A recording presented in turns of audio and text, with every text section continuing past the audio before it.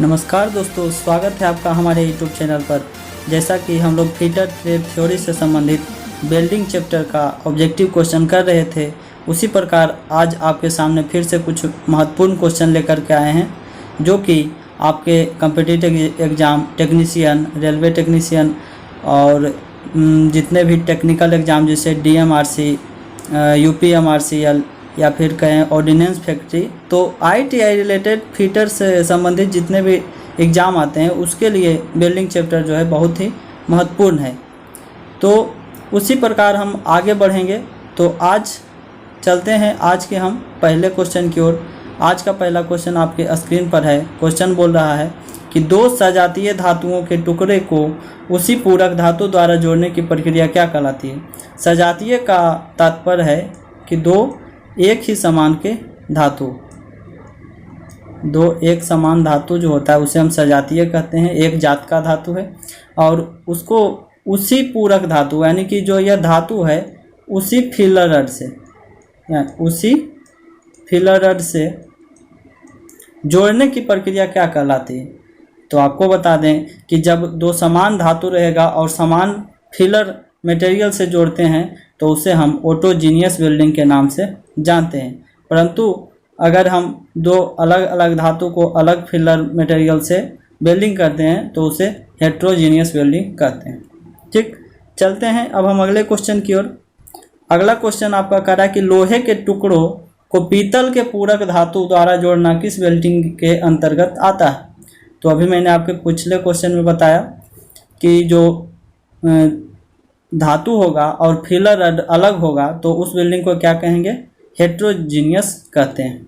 ठीक, यानी कि इसका कहने का तात्पर्य यह है कि दो अलग अलग धातु है और उसको जो है फिलर रड पीतल के द्वारा वेल्डिंग किया जा रहा है, तो उसमें जो है उस तरीके को वेल्डिंग को हम हेट्रोजीनियस कहते हैं। ठीक, चलते हैं अब हम अगले क्वेश्चन की ओर। अगला क्वेश्चन आपका कह रहा है कि कोयले या गैसों को जलाने से प्राप्त ऊष्मा इस विधि के अंतर्गत आती है, रासायनिक, विद्युत, इंडक्शन या थर्मिक। तो आपको बता दें कि कोयले की या गैस को जलाने की प्रक्रिया जो होती है वह रासायनिक प्रक्रिया के अंतर्गत आती है।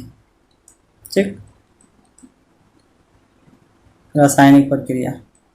चलते हैं अब हम अगले क्वेश्चन की ओर। अगला क्वेश्चन आपका कह रहा है कि टूलों की मरम्मत, टूल को आप कह सकते हैं उपकरण, जिससे कि हम उपकरण या औजार जिससे कि हम काम करते हैं। तो औजार की मरम्मत के लिए प्रयुक्त वेल्डिंग रॉड क्या है। तो उसको जो वेल्डिंग करते हैं उसमें कौन सा फिलर रड इस्तेमाल करते हैं, silver steel, high carbon steel या स्टेनलेस स्टील या फिर क्रोम वेनेडियम स्टील। तो आपको बता दें कि जो टूल होता है उसके वेल्डिंग के लिए हम सिल्वर स्टील का इस्तेमाल करते हैं। ठीक, चलते हैं अब हम अगले क्वेश्चन की ओर। अगला क्वेश्चन आपका कर रहा है कि ऑक्सीजन सिलेंडर के लिए किस रंग का हौज पाइप लगाया जाता है। तो मैंने बताया था कि जो ऑक्सीजन सिलेंडर होता है, ऑक्सीजन सिलेंडर के लिए हम काला रंग का प्रयोग करते थे, परंतु इसमें जो हौज पाइप होता है, जो पाइप होता है उसका रंग पूछ रहा है तो उसका रंग हरा होता है। ठीक, तो इसका सही आंसर क्या हो जाएगा, हरा। चलते हैं अब हम अगले क्वेश्चन की ओर। अगला क्वेश्चन आपका कह रहा है कि छोटे हथौड़े का वजन होता है 2 किलोग्राम, 1 किलोग्राम या 2.5 किलोग्राम या 3 किलोग्राम। तो आपको बता दूं कि छोटा जो हथौड़ा है उसका वजन 1 किलोग्राम के आसपास होता है। ठीक, चलते हैं अब हम अगले क्वेश्चन की ओर। अगला क्वेश्चन आपका बोला है कि किसी धातु में विद्युत धारा आसानी से प्रवाहित हो जाए वह धातु क्या कहलाती है। तो आपने पढ़ा ही होगा कि जिस धातु से धारा अच्छे तरीके से, आसानी तरीके से प्रवाहित हो जाती है उसे हम सुचालक कहते हैं, और जिससे धारा प्रवाहित नहीं होती है उसे हम कुचालक कहते हैं, और जिससे धारा कम जाती है उसे हम अर्धचालक कहते हैं। ठीक, चलते हैं अब हम अगले क्वेश्चन की ओर। अगला क्वेश्चन बोल रहा है कि पानी के नीचे की जाने वाली वेल्डिंग प्रक्रिया को क्या कहते हैं। यानी कि पानी है और उसमें अगर वेल्डिंग करना है पानी के नीचे, तो उस वेल्डिंग की प्रक्रिया को क्या कहेंगे, forge welding, pressure welding, hyperbaric welding या फ्यूजन वेल्डिंग। तो जो पानी के अंदर अगर हम वेल्डिंग करते हैं उसे हम हाइपरबारिक वेल्डिंग कहते हैं। ठीक, चलते हैं अब हम अगले क्वेश्चन की ओर।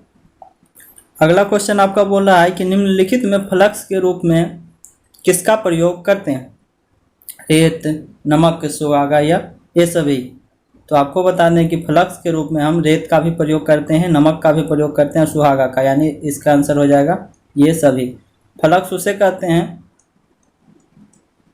जब कोई धातु होता है उसको वेल्डिंग करने से पूर्व जब हम उसकी सफाई करते हैं तो उस पर जो इस्तेमाल करते हैं उसे हम फ्लक्स कहते हैं, उसके पश्चात हम वेल्डिंग करते हैं। ठीक, चलते हैं अब हम अगले क्वेश्चन की ओर। अगला क्वेश्चन आपका कह रहा है कि कास्ट आयरन के लिए फ्लक्स के रूप में प्रयोग करते हैं सोडियम क्लोराइड, इसको NaCl बोलते हैं,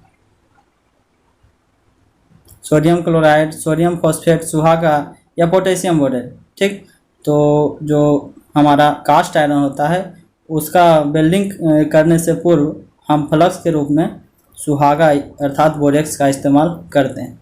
ठीक, चलते हैं अब अगले क्वेश्चन की ओर। अगला क्वेश्चन आपका बोल रहा है कि प्रेशर रेगुलेटर में हाई प्रेशर गेज खाली स्थान किलोग्राम प्रति सेंटीमीटर स्क्वायर तक पढ़ने में सक्षम होता है। जो हाई प्रेशर गेज होता है वह गैस में प्रेशर को मापने का काम करता है। तो वही बोल रहा है कि वह कितना पठन कर सकता है, नाप सकता है, 200, 300, 400 या 250। तो आपको बता दें कि यह जो है 300 तक हमारा माप सकता है प्रेशर को किलोग्राम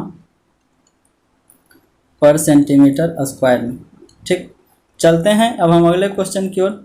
अगला क्वेश्चन और आज का अंतिम क्वेश्चन बोल रहा है कि सोल्डरिंग आयरन की टिप होती है, जैसे ये सोल्डरिंग आयरन होती है,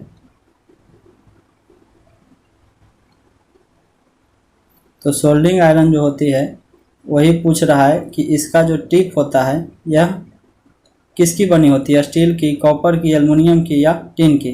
तो आपको बता दें जो इसका टिप होता है वह कॉपर का बना होता है।